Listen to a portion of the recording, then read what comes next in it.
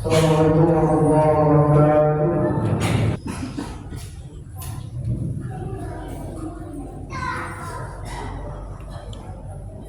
Alhamdulillah, nahmaduhu wa nasta'inuhu wa na'udzu billahi min shururi anfusina wa min sayyiati a'malina. Man yahdihillahu fala mudilla lahu wa man yudlil fala hadiya lahu. Asyhadu an la ilaha illallah wahdahu la syarika lahu wa asyhadu anna Muhammadan abduhu wa rasuluhu la nabiyya ba'dahu. Allahumma shalli wa sallim wa barik ala nabiyyina Muhammadin wa ala alihi wa sahbihi ajma'in wa sallallahu Ya ayyuhal hadirin usikum wa nafsi bittaqwallah wa taqullaha. Qala Allah ta'ala fi kitabihil karim, a'udzu billahi minasy syaithanir rajim. Ya ayyuhan nasu taqu rabbakum alladzi khalaqakum min nafsin wahidah wa khalaqa minha zawjaha wa bassa minhuma rijalan katsiran wa nisaa. Wattaqullaha alladzi tasaaluna bihi wal arham. Innallaha kana 'alaykum raqiba. Hadirin kaum muslimin sidang Jumat rahimahullah. Alhamdulillah kita bersama-sama selalu memanjatkan puji dan syukur kehadirat Allah Subhanahu wa taala yang mana pada kesempatan ini kita masih diberi nikmat sehat pada umur sehingga kita dapat memenuhi panggilan Allah Subhanahu wa taala yakni untuk melaksanakan kewajiban kita yakni ibadah salat Jumat. Mudah-mudahan seluruh amal ibadah kita diterima oleh Allah Subhanahu wa taala. Salawat dan salam semoga tetap tercurah kepada junjungan kita Nabi Muhammad sallallahu alaihi wasallam, pada keluarganya, para sahabatnya dan seluruh pengikutnya hingga akhir zaman. Hadirin kaum muslimin sidang Jumat rahimahullah, tidak lupa selalu berwasiat mengingatkan marilah kita tingkatkan takwa kita kepada Allah Subhanahu wa taala, menjalankan perintah-perintah Allah Subhanahu wa taala dan menjauhi segala larangan-larangan. Karena hanya dengan takwa inilah seseorang akan menghadap Allah Subhanahu wa taala dengan selamat. Dan hanya dengan takwa inilah seseorang akan melewati ujian dan akan lulus dari ujian yang Allah berikan. Dan orang-orang bertakwa disediakan oleh Allah Subhanahu wa taala surga yang luas yang di bawahnya mengalir sungai-sungai. Hadirin kaum muslimin sidang Jumat rahimahullah. Sebentar lagi kita akan memasuki bulan yang agung, bulan suci Ramadan. Tidak ada yang tahu Ramadan yang akan datang umur kita masih ada atau tidak. Ini sebenarnya adalah ketentuan dari Allah Subhanahu wa taala. Hanya saja barang siapa yang di bulan Sya'ban dia bertekad dan bergembira akan melaksanakan puasa di bulan suci Ramadan sebulan penuh, maka dosa-dosanya akan diampuni oleh Allah Subhanahu wa taala. Bahkan Rasulullah sallallahu alaihi wasallam dalam sebuah hadis yang diriwayatkan oleh Siti Aisyah radhiyallahu anha bahwa Siti Aisyah melihat Rasulullah banyak melaksanakan ibadah puasa dan juga ibadah-ibadah yang lain yang lebih ditingkatkan yakni di bulan Sya'ban. Ketika Rasulullah sallallahu alaihi wasallam ditanya, ya Rasulullah, kenapa kau banyak melaksanakan puasa sunnah di bulan Sya'ban? Rasulullah menjawab, ini adalah bentuk pelajaran atau latihan karena kita akan masuk di bulan suci Ramadan, di mana bulan suci Ramadan sebulan penuh umat Islam akan diperintahkan melaksanakan ibadah puasa karena mengharap dari Allah Subhanahu wa taala dan karena melaksanakan perintah Allah Subhanahu wa taala. Hadirin kaum muslimin sidang Jumat rahimahullah. Bahkan dalam sebuah riwayat Rasulullah bersabda, barang siapa yang meningkatkan persiapan dan amal soleh di bulan Sya'ban, maka seluruh dosa yang akan diampuni oleh Allah Subhanahu wa taala kecuali dosa orang-orang yang berbuat syirik dan juga orang-orang yang bermusuhan. Di bulan Sabat dia sempat masih bermusuhan dengan saudaranya, dengan tetangganya, dengan kerabatnya, maka sehingga dia tidak bertobat, tidak memperbaiki hubungan dengan sesama manusia yang sedang bermusuhan itu, maka dosa yang tidak akan diampuni oleh Allah Subhanahu wa taala. Jadi ada dua jenis dosa yang Allah tidak akan ampuni ketika seseorang mempersiapkan diri di bulan Sabat untuk memasuki bulan suci Ramadan. Yang pertama adalah orang yang berbuat syirik, yang kedua adalah orang yang masih bermusuhan dengan sesama manusia, terutama dengan kerabat, saudara. Sehingga yang melakukan persiapan bulan Saban adalah kita saling berjabatan, saling memohon maaf, memohon ampun, dan juga selain beristighfar kepada Allah Subhanahu wa taala, juga saling membebaskan dosa dengan sesama manusia. Terutama kita mengetahui kondisi kerabat saudara kita, orang tua kita, bagaimana persiapannya akan memasuki bulan suci Ramadan. Apakah dalam kondisi sehat, apakah dalam kondisi baik-baik saja, kita saling memperhatikan. Itulah aktivitas yang dilakukan, yang dicontohkan oleh Rasulullah SAW dan sahabat sebelum memasuki bulan suci Ramadan.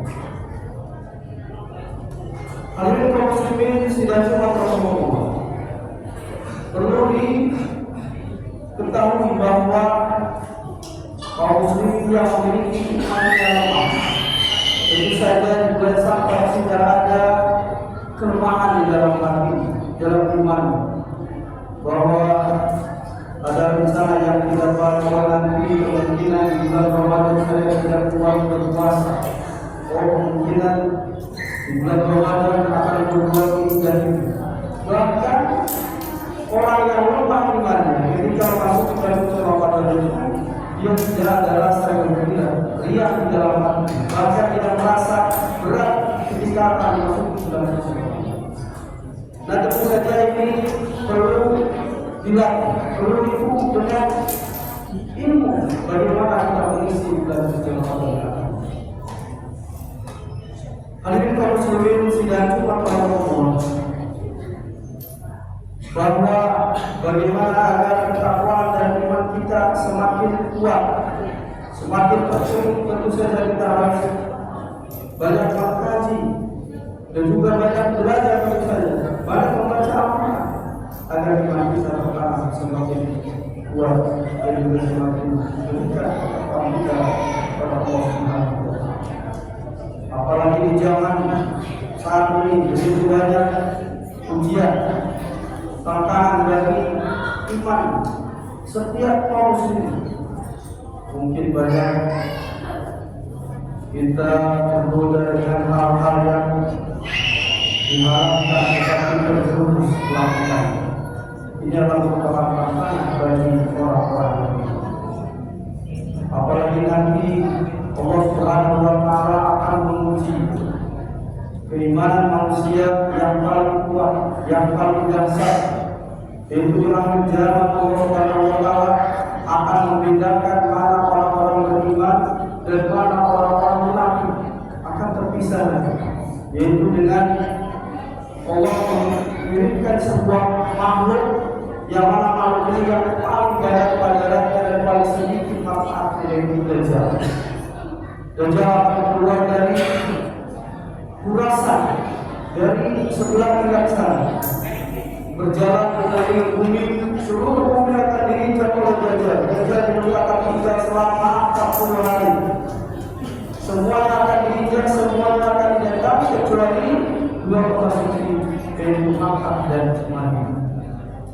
Dajjal berjalan akan mengganggu iman manusia, mengajak manusia untuk berbuat maksiat kepada Allah Subhanahu wa taala selama 40 hari. Hari pertama itu akan terasa kata Rasulullah SAW, hari pertama itu akan terasa 10 tahun, saking hari kelima, hari kedua puasa 1 bulan, hari ketiga puasa 1 pekan, dan seterusnya sampai hari yang biasa sampai dari 30 selama 40 hari. Di saat ini mungkin iman kita masih terjaga, masih belum terlihat oleh orang lain. Apakah kita termasuk orang munafik atau tidak? Karena orang munafik itu tidak terlihat. Tetapi ketika Allah menurunkan atau Dajjal sudah keluar, maka akan bisa terlihat mana orang-orang beriman dan mana orang-orang yang munafik, orang-orang yang pura-pura beriman kepada Allah Subhanahu wa Ta'ala. Akan terlihat dengan jelas bahwa mereka semuanya akan menjadi pengikut-pengikutnya.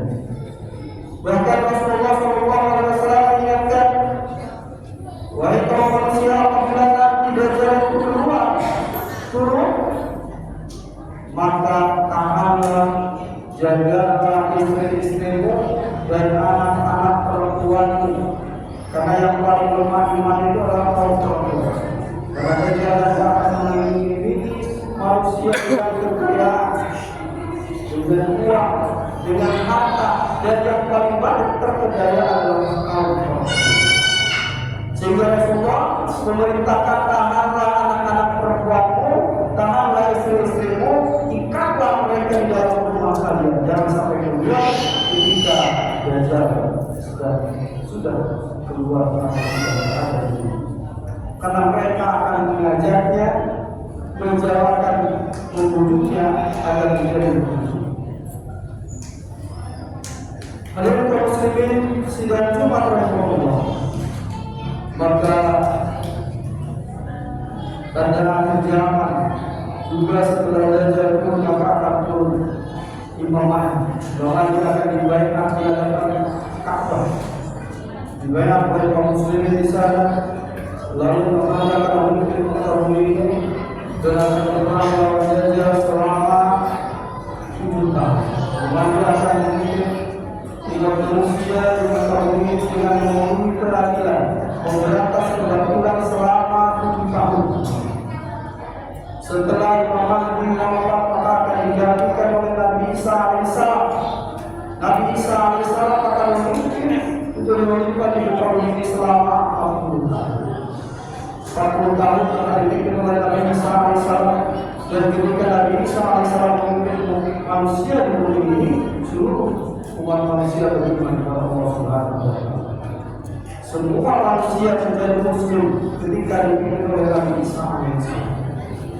Ketika Nabi Isa wafat, maka kembalilah umat manusia bergelincir kembali, menyimpang kembali, tersesat kembali, bahkan ada yang kembali meninggal berhala, sehingga kembali ke bumi ini dengan berbagai macam maksiat dan pelanggaran dan juga kebanggaan kepada Allah Subhanahu wa Ta'ala. Maka disinilah terjadi kehancuran. Siapa yang selamat? Yang selamat hanyalah orang-orang yang bertakwa dan orang-orang yang menjaga iman kepada Allah Subhanahu wa Ta'ala. Hadirin kaum muslimin, sidang Jumat rahimahullah. Mudah-mudahan kita termasuk orang-orang yang menjaga Allah Subhanahu wa Ta'ala, dan mudah-mudahan iman dan takwa kita terbawa sampai akhir hayat. Kita doakan Allah Subhanahu wa Ta'ala membawa iman. Barakallahu lakum wa lakum wa nafa'ani wa iyyakum billahi wa bi hadhihi wa taqabbalu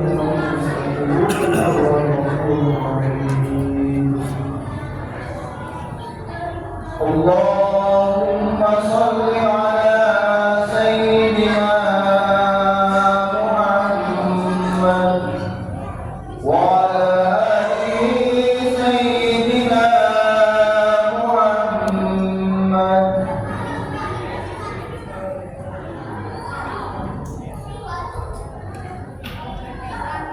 Alhamdulillahirabbil alamin wa bihi nasta'inu ala umuri dunya wa din.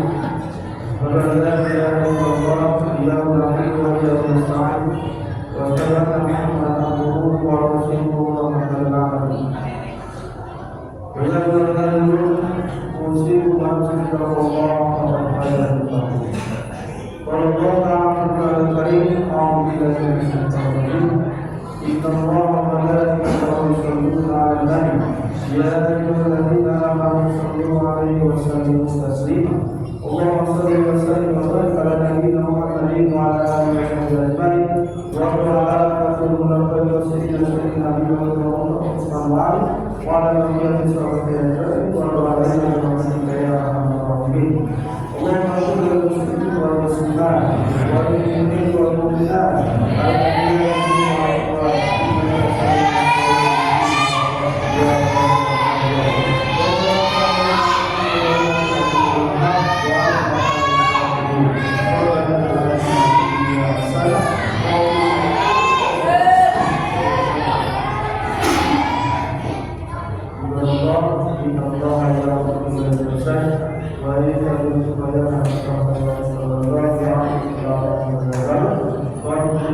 Wa